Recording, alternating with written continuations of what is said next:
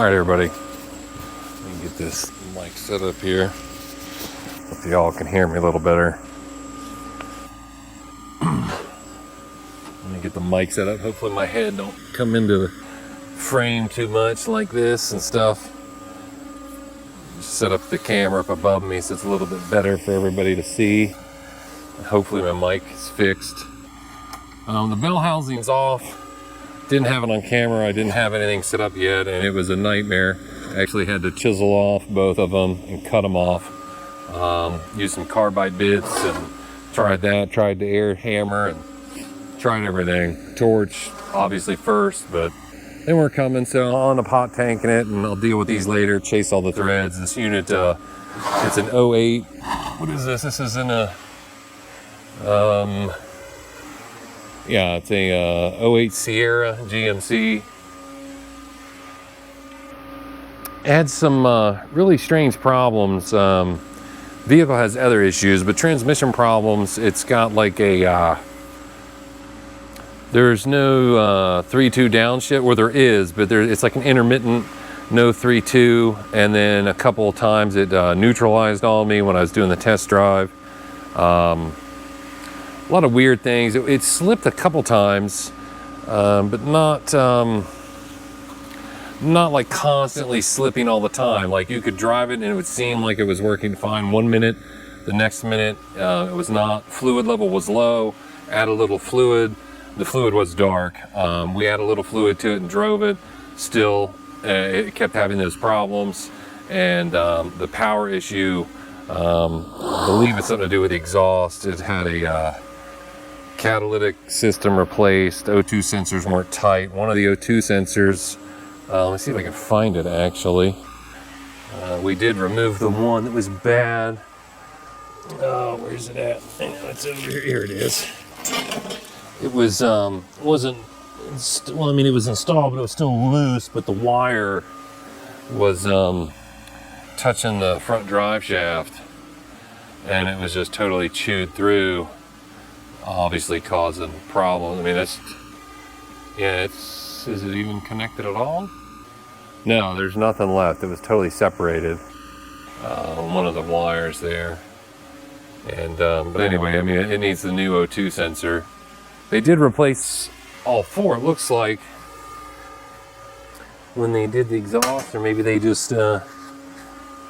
didn't. I'm not sure, but they didn't rehang the wire correctly. The customer didn't. I mean, it happens. Let's see what else we got. Yeah, it's a lot of corrosion. Vehicle doesn't have any fender well coverings on it, so they're all like everything's kind of corroded. No rust, really, a lot of rust yet, but just a lot of corrosion. But let me get into it, and we'll see what's going on with the unit. I can find. I thought I had all my tools set up. I don't have everything out yet. I was busy trying to get that damn bell housing off of there, which was a complete joke. Yeah, they all came off nice except the those two. They were not coming. They were not having it at all, as you can see by the what's left of the studs there. And even the side cover, just to get the snap ring out, I had to torch all the corrosion out of it just to get the cover to move. It's just very corroded. Yeah, you can see the fluid. It's still got a little red to it. It's pretty dark though. Yeah, I don't know. You probably can't. Well, maybe you can see it on the camera, but all the corrosion right here. See, it's totally locked it in. It's no wonder I couldn't get the damn cover off of the servo. It took forever to get that off of there. Let me get the pump bolts out of here. Did the camera move on me? I'm gonna pause it real quick, recheck. I wish I could see on the GoPro if I was in the way. I can't monitor it or not. Took the lockup O-ring off, which is a 300M spline. O-ring's always behind it. Stator tube looks good. There's no real wear on it.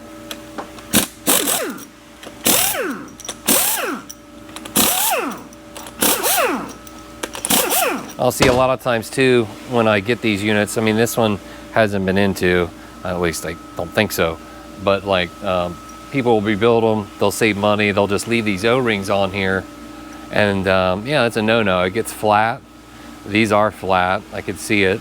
So I mean, it comes in the kit. Replace the O-rings, put a little dab of like some gray silicone around here. Any type will work really, but I prefer the gray silicone on them just because it matches the aluminum. You watch. I bet you even the extension housing bolts are seized onto this damn thing. That wasn't too bad.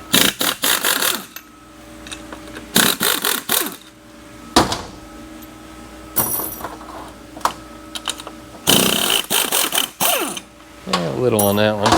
I gotta slide it back. You won't be able to see this, but I'm trying to get the bottom two off in here. It's just, I gotta slide it off the edge of the bench to get to them. I could wait till I flip it, but I like taking this off first. And once you get them loose, even using the swivel socket, it's kind of hard to get in there. Get the rest of these off. I'll get that off once I flip it and show you. Where's my half?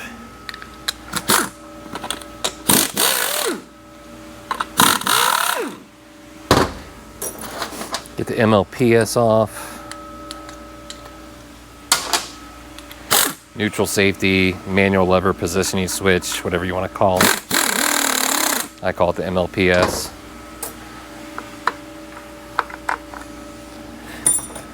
See if we get lucky. Probably not. It hasn't been a decent unit so far. It's been really nasty. God, you see, it's all this. Now this actually has rust on it. Right in there. See if I can get my little wire brush, maybe get some of that off there. It might make it a...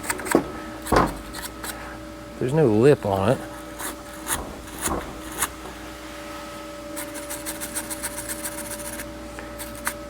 It's just that rust and the corrosion.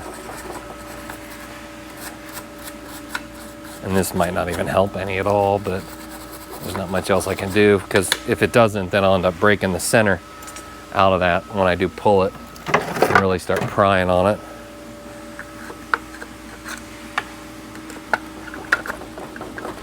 Just trying to get this little gap started in here. It's starting to move.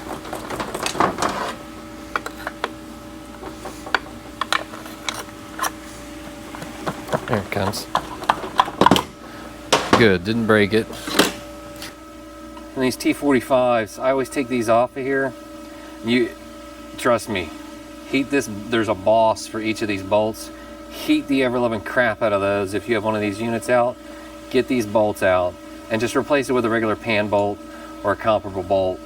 Because if you have to get up here to remove this or doing a pan service, it's the way this unit uses this bracket, it's kind of hard to get the pan off with the shifter cable bracket in the way.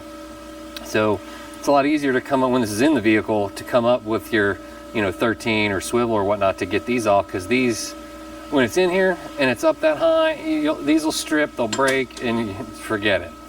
Done. You'll be cursing. All right, so we just got to get the back off there. Pump bolts are out. Just roll them over. Just the rest of the fluid.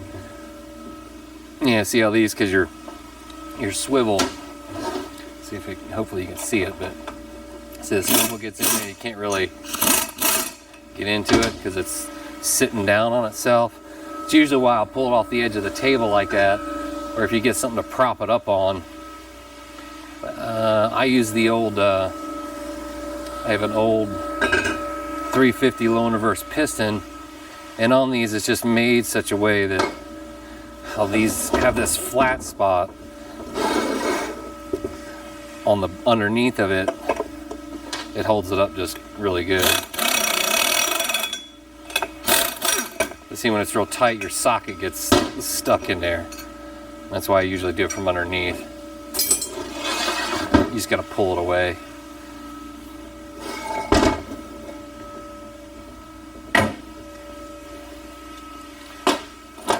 just get the pan off of here.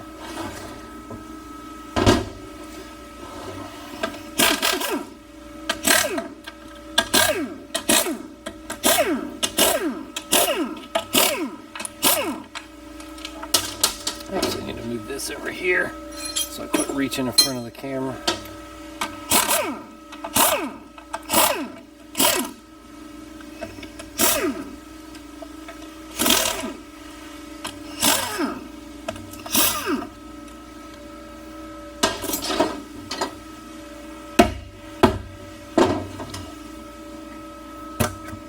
Just gotta break the seal for the gasket. We would have drained it, but it didn't have a drain plug. Pan looks really decent. Looks cherry. Magnet's got a decent amount of sludge on it.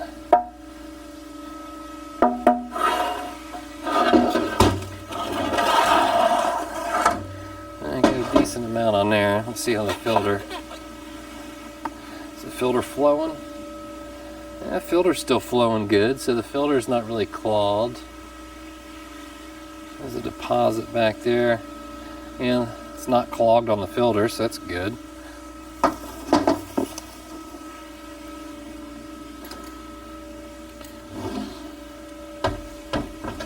Just get the wiring harness disconnected.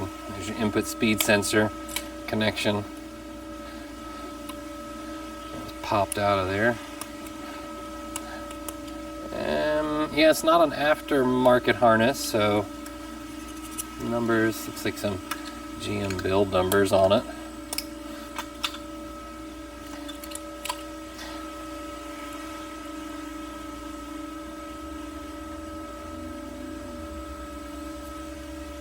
And again, I always, because the rest of the solenoids you can leave into, you're doing the valve body, I always put that clip back on there. That way I don't lose the clip. I have a bunch of extra ones, but I just like to keep it on there so I don't lose track of it. Get the UPC disconnected. We're all good there. Get our lockup solenoid out. It's our 2 10s.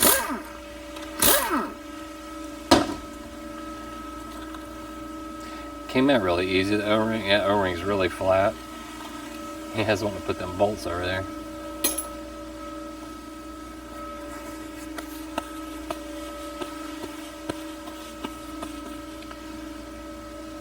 EPC solenoid magnetized. I mean, that's kind of normal. That's not terrible, but you know, I put all new electronics on it regardless, so kind of irrelevant. I don't know if the harness is broken or bad, or it doesn't really matter to me because I'm going to change it, and I'll set that off to the side.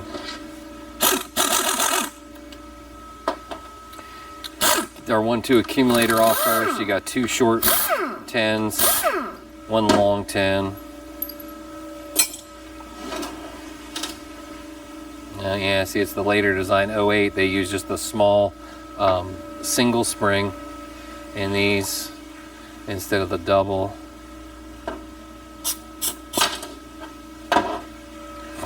Excuse me. Yeah, see, they just use that single, and it's plastic. I'll go back with a Sonics pinless. It's in good shape. It's not broke, not cracked.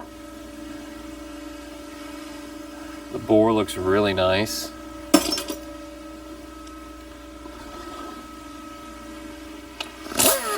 Actually, let's check and see how tight. I always do this. It's just kind of a habit.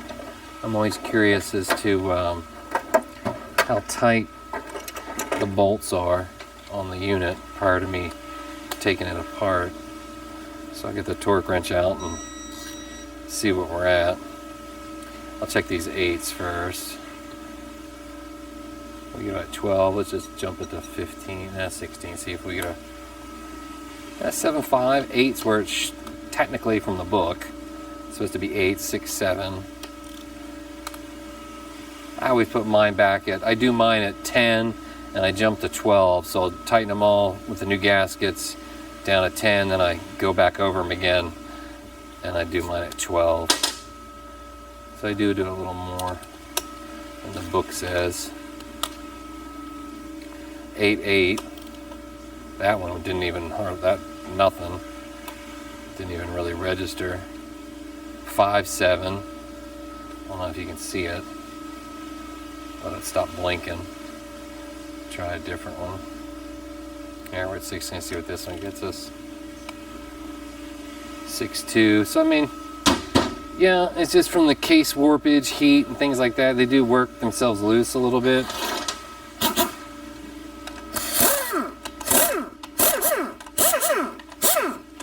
So if it was just rebuilt, then yeah, that's a builder problem, but this was not just rebuilt, so it's going to be 4L60 weekend. I got another one to do and another one to tear down. Oh, I hear the church getting ready next door.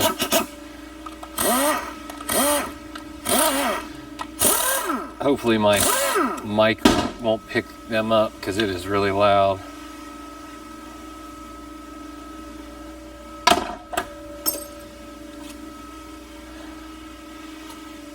Me and the R&R guy were discussing it. He was saying he wanted to bet me that the check ball was stuck in the plate.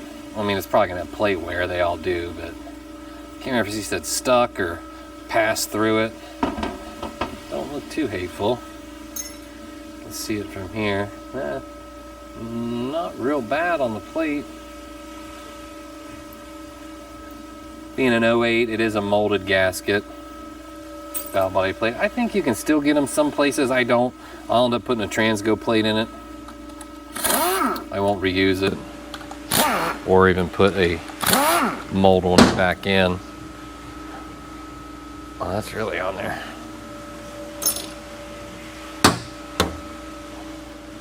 Yeah, and they go off of the code. Off of the plate. So if we ordered it, it'd be a 1HK plate.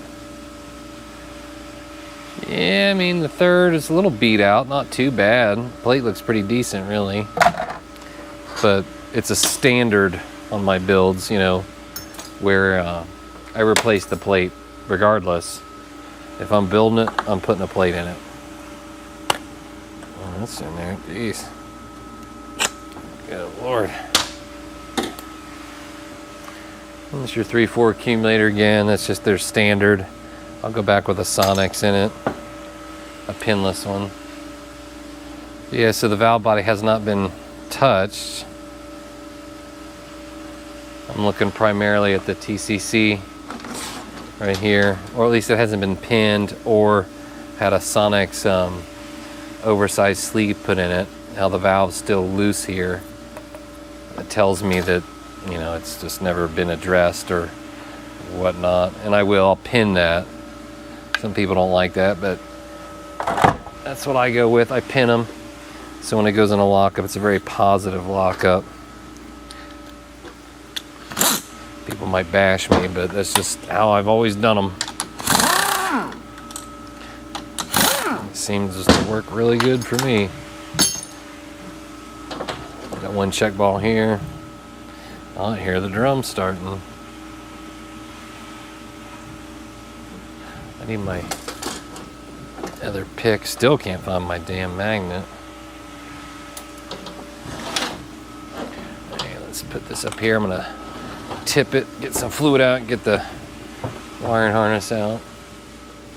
Again, just my 30 mil. It fits over that really nice and it squeezes all those. You can almost do it by hand like that.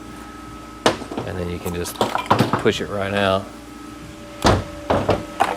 And that way you don't hurt the wiring harness if you are going to reuse them. I don't, but if you're going to, that's what you should, you know, be careful not to hurt it.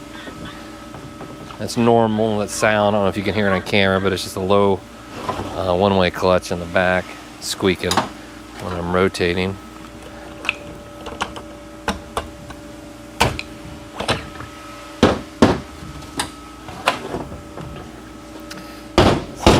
Crack the pump.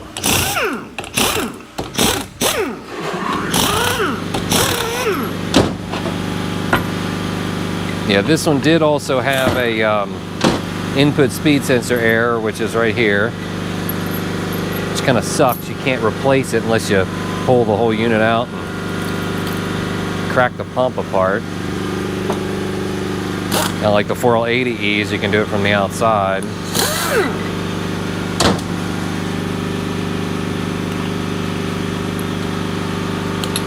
Yeah, so this sensor is faulty according to the scans.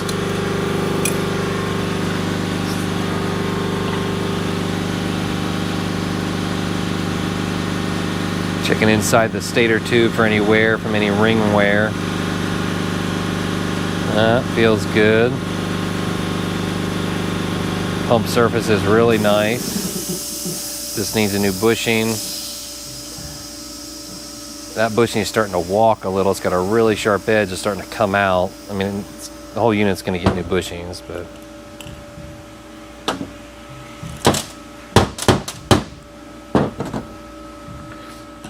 get your pump slide spring. You see, it's a single.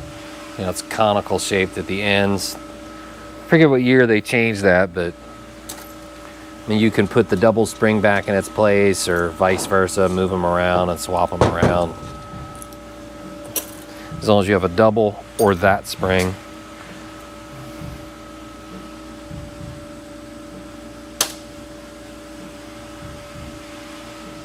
It's kind of a little funny wear on the rotor on this edge. I can see where it's been eaten on that edge there. It's real, I mean, it's like the edge is knocked down. Like that edge is real nice and not sharp, but I can feel the edge real good. This edge, the top edge, which would have been facing like this and riding against here, which feels great. It's just really odd that that's diffused on that edge like that.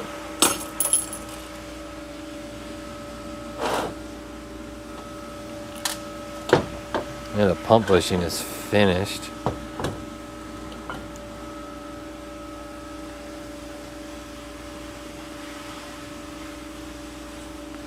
I don't know if the camera will pick this up, but you can see the chatter marks on the slide up and down. It's starting to put the groove in the center. It's not totally worn out yet, but it's really, it needs replaced.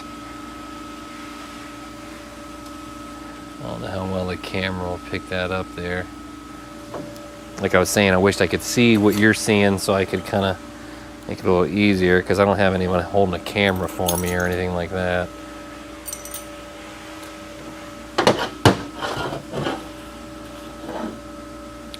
Yeah, the pump is cherry. It's a nice pump. I wish they were all that nice. Let's get some of this fluid out of the way. Get my hands wiped down. Get some of this off of the table here. You can kind of see the metal maybe in the back there. You can see some of that metal shaving in the fluid when I'm cleaning this off.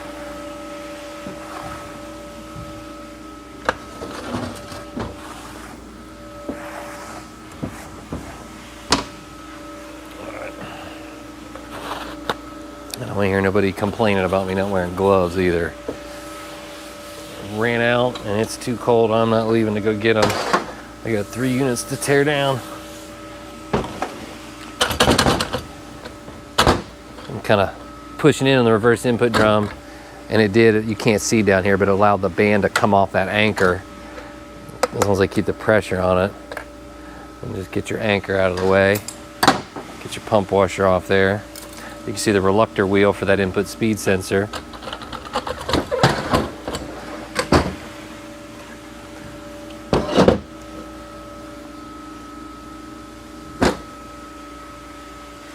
Input shaft looks good. The journal for the front of the pump stator there in the top. The other journal down here in the bottom for the rear. This is where the bushing was walking. Let's see what number they got in here. Number 69. And again, I don't care. I'll set my own end play when I go back with it.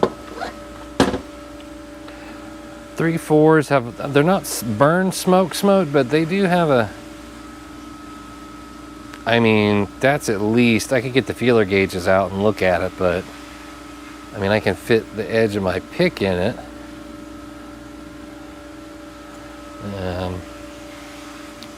See if this will stand up, stay.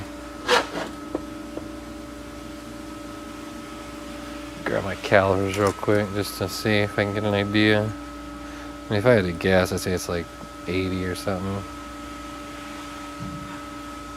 That's 60. So, I mean, spec is 60 to 80 factory. But I mean, I can get more by pushing down on it. I like to run them around like 35, 40. So I like the gap on these. Just gently, you know, get your screwdriver in there and kind of work the snapping out. You don't want to pry too hard on it. And see, it's got the return springs in it still, which is good.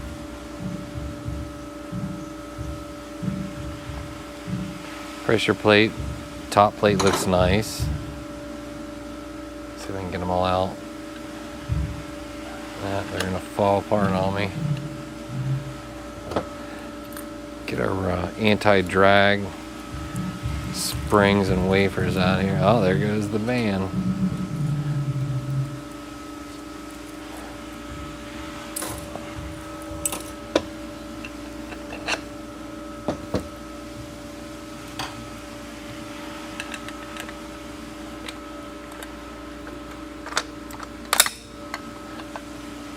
Get it started.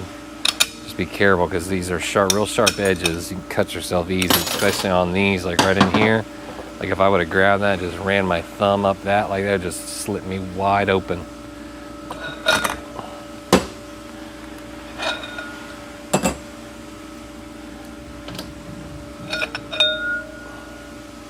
Drum looks decent. I'll air check the drum and leak test it whenever I put it all back together. Check all of our plates.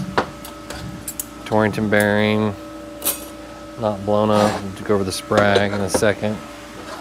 This is your 3/4s. There's your bottom plate.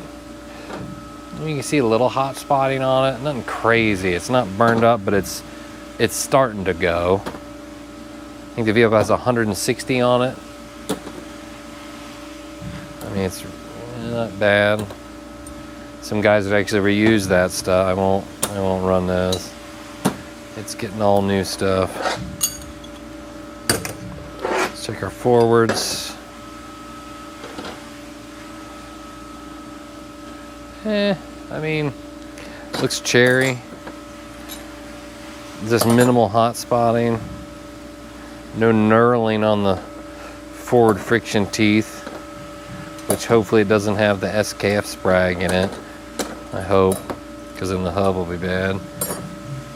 Overrun, engine brake, they look decent. Yeah, those look really good. Yeah. So, clutch packs don't look too bad. Let's check our sprag.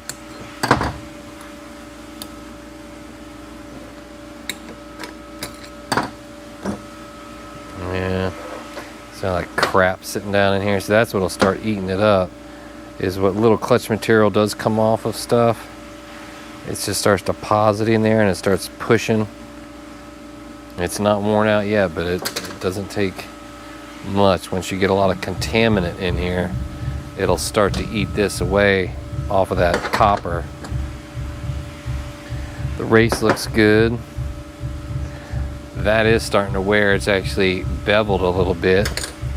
It's got the double cage with the plastic and metal. A little bit harder metal than the SKF France one. But it gets new sprags regardless, you know. That race looks good.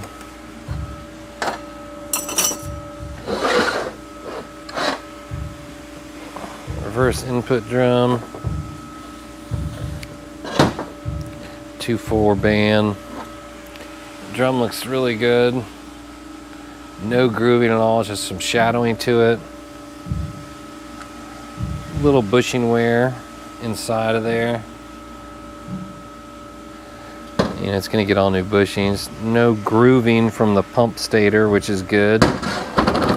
So the drum's okay. So far, no hard part damage, which is great.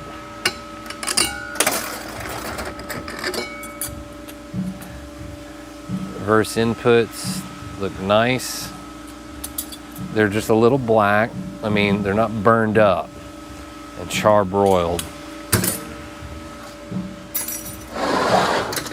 2/4 band. That band looks pretty decent. It's not ran through.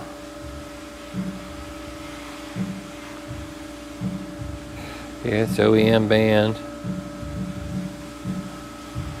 Anchors are still intact. They'll crack off of here, or this will break. This can break off. It's just a little hot. And, you know, it's got, like I said, it's got 150,000 on it. So you're gonna see, you know, stuff worn out and heated, but we just don't want it all burnt to crap. Just get the snap ring off down in here for the output shaft. Just like that. We got the input planet assembly. Input reaction carrier hub loves to wear here on the sun gear. Looks nice. And you want to check the pinion, any type of wobble on your input planet. There's none. Check that capture bearing. Take your input sun gear that you just took apart, put it in, and push down while you're rotating. You'll feel if it's grinding, if it's not real smooth. If it's good, it'll be real smooth. If not, you will feel it in the palm of your hand. That's really nice, smooth. This does have the Torrington bearing with the cap on it, and it fits kind of sloppy on here, whereas the earlier styles, it fits really nice on there. It's actually slotted to this pocket here. There's actually 3 different versions of this. There's the flat washer one, you know, then there's the bearing style like this, then there's the bearing style with this type of bearing that fits this pocket. You can't interchange the other two, you'll end up causing a problem. So be careful when you're changing this. A little loose, but it's not bad. Get the molded ring out for the pump. Sun shell, washer. It's got the heat treated shell in it.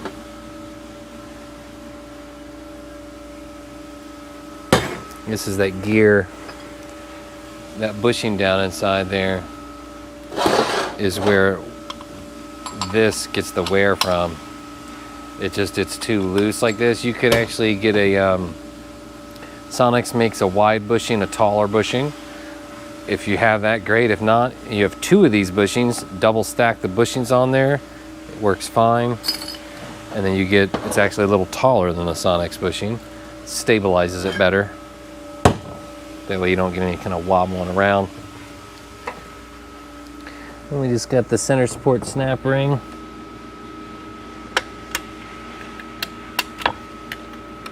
And low and reverse, and that's it. Snap ring still has all its paint on it from the factory.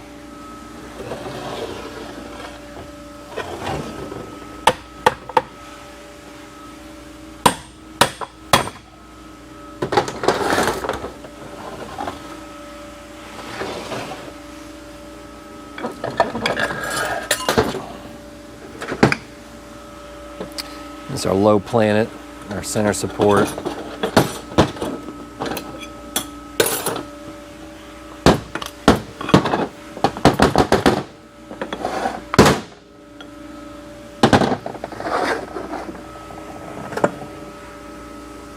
Where the clunk spring's still stuck to the case. Yeah, is it beat out into the case? No, it's just stuck.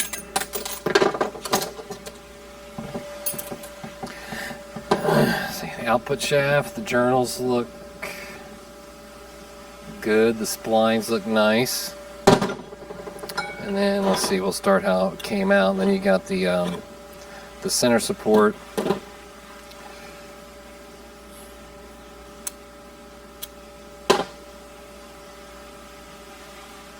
I mean, this brag is the newer design, but I'm putting a new little roller in it anyway. Race looks nice and clean.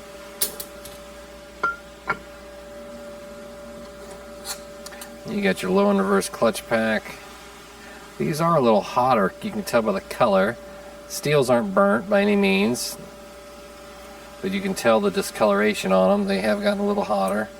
Those look good. I'm going to say you got some torque converter issues with the little bit of clutch material that's in the pan on the magnet. That's the bearing I'm checking there on the back of the planet that sits down in this pocket. That bearing's good. That one's nice too.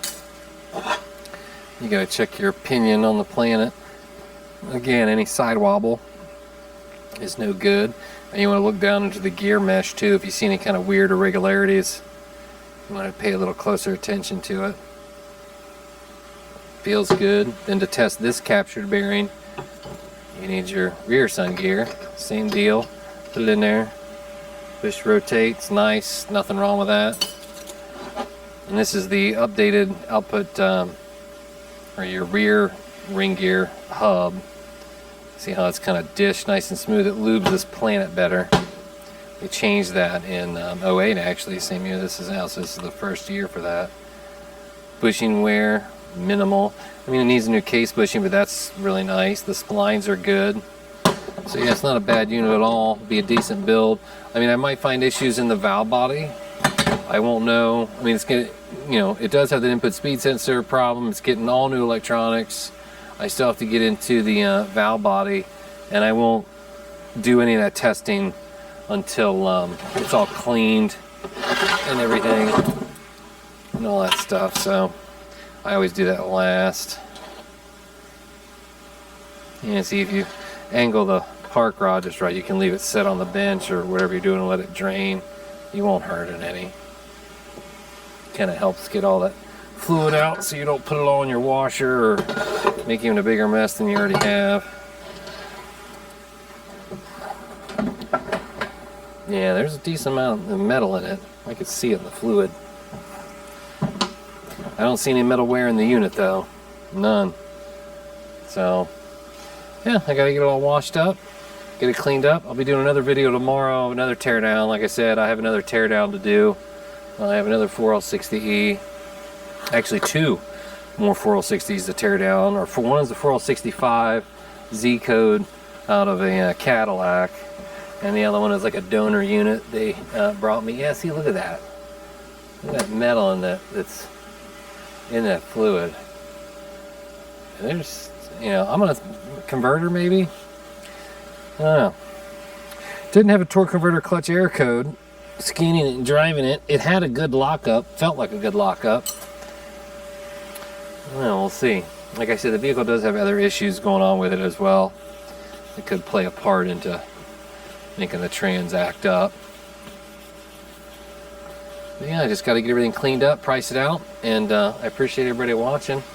And I will be posting another video of my other teardowns just once I can get them edited and updated and all that stuff, uploaded. YouTube takes forever to upload them, or to like process them. It takes forever. Let me clean my crap up. So yeah, but I appreciate it, guys. Thanks for watching, and check back soon, because I'm gonna be teardown boy for the weekend. That's what it's looking like.